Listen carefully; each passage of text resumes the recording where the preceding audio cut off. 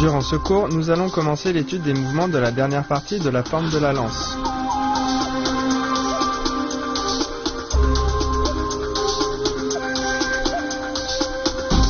La poitrine est légèrement penchée vers l'avant.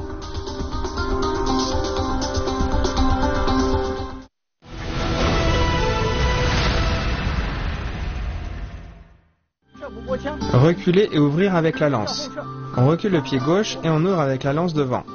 Puis on recule le pied droit et en même temps on place la lance au-dessus de la tête. Bien, on refait une fois. On ouvre avec la lance.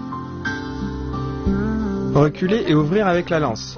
On recule le pied gauche et on ouvre avec la lance devant. Puis on recule le pied droit et on place la lance au-dessus de la tête. Attention, il faut bien tourner les hanches devant. On place la lance au-dessus. Lors de la pratique, il faut bien coordonner la lance avec les jambes.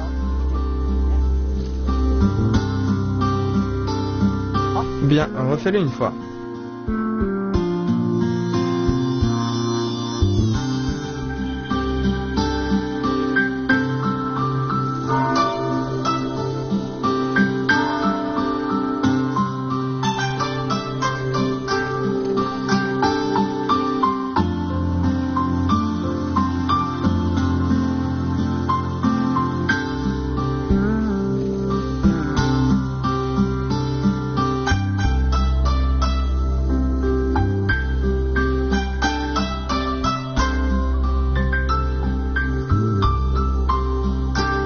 Pour forme en position du petit T. On avance le pied gauche et on place le pied droit à l'intérieur du pied gauche, soit en position du petit T. En même temps, on pourfend avec la lance vers le bas et devant. Bien, je le refais une fois.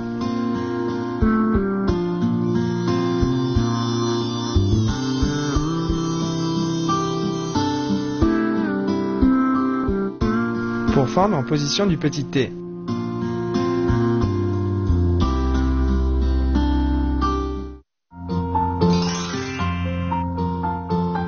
Ouvrir avec la lance fait partie des attaques. On l'utilise principalement pour attaquer en dessous des genoux ou au-dessus des épaules, pour se donner le champ libre à une attaque. Lorsqu'on ouvre, on doit maintenir la main gauche à une hauteur stable et la main droite reste relativement fixe.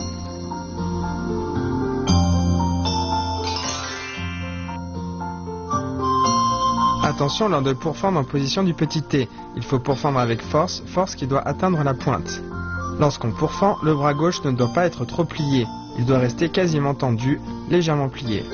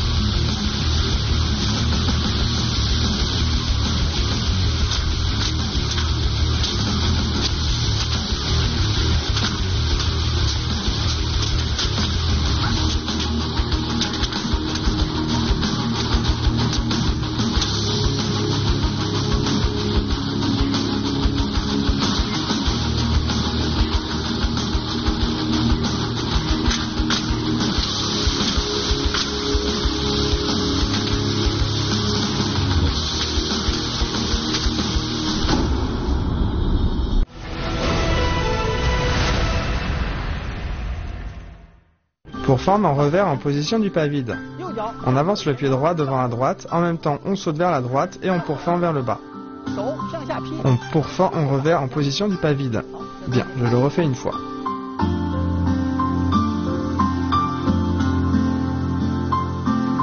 Pourfendre en revers en position du pas vide.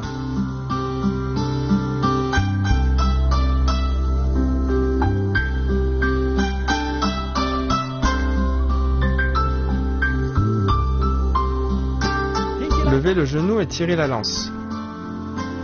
On tourne le corps à gauche, on ouvre les bras et en même temps on lève le genou en position sur un pied. Bien, je le refais une fois.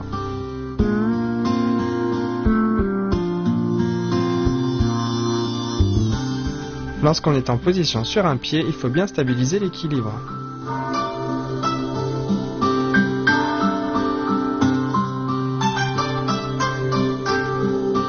Piqué en bas en pas sauté. On avance avec le pied gauche et on amène la lance devant. On avance avec le pied droit et on écarte les bras. On avance le pied gauche, puis on saute, on tourne le corps et on pique en même temps.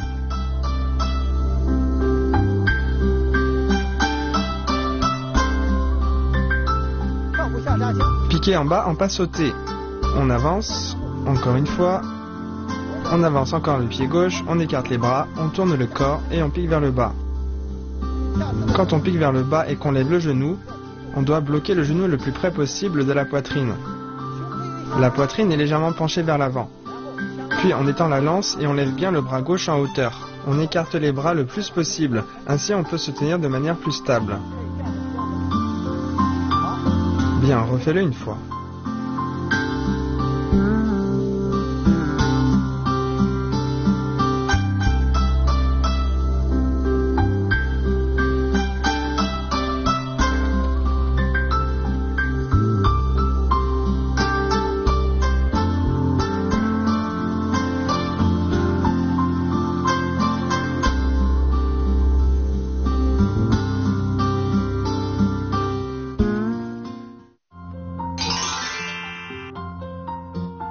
Pourfendre en revers en position du pas vide. La main est orientée vers le haut et on pourfend en revers, c'est-à-dire en partant de l'intérieur. Ce mouvement est différent du pourfendre classique.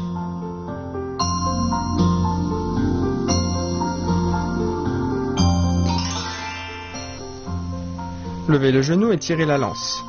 Pour ce mouvement, il faut monter le genou et rester sur un pied et préparer le mouvement qui suit. Quand on ouvre les bras, il faut bien garder l'équilibre du corps.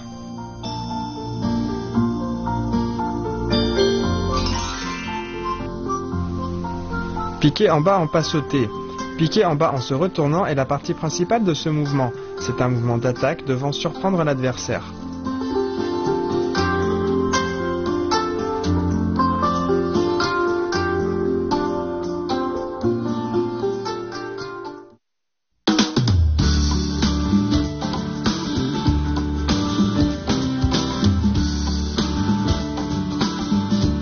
Piquer en bas en se retournant est un mouvement important dans la lance. On l'appelle également coup du retournement à cheval. Dans l'Antiquité, lors des batailles à cheval, après que deux cavaliers ennemis avaient croisé le fer, l'un d'eux se retournait pour attaquer par surprise le poursuivant. De cette manière, ce dernier n'avait généralement pas le temps de réagir et le coup lui était alors fatal. Avec l'évolution, au fil des époques, les batailles à cheval ont progressivement disparu. Mais le nom de coup du retournement à cheval est resté dans le mouvement piquer en bas en se retournant et ce jusqu'à aujourd'hui.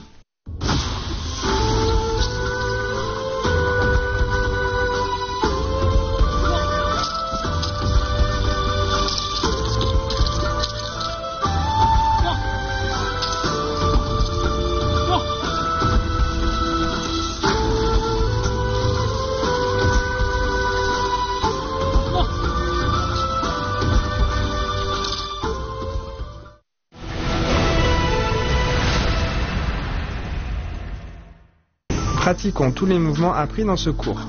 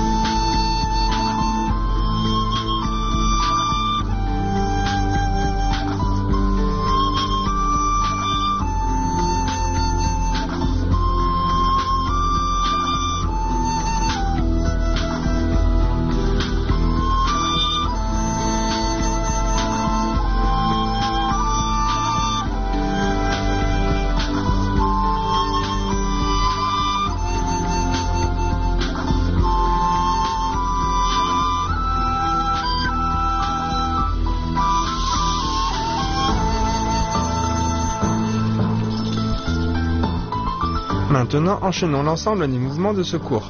Attention à bien assembler les positions avec les mouvements et à bien lier les mouvements entre eux.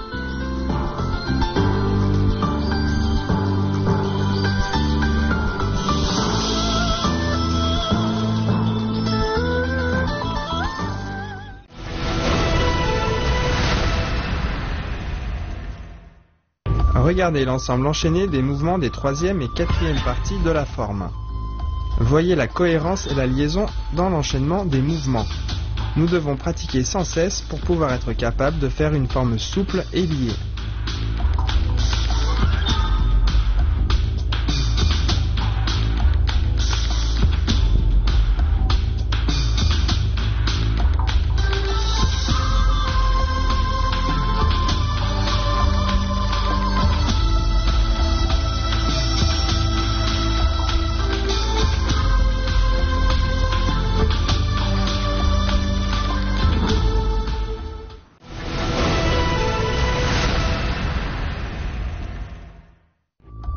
À présent, regardons l'ensemble des mouvements enchaînés des 4 parties de la forme de la lance.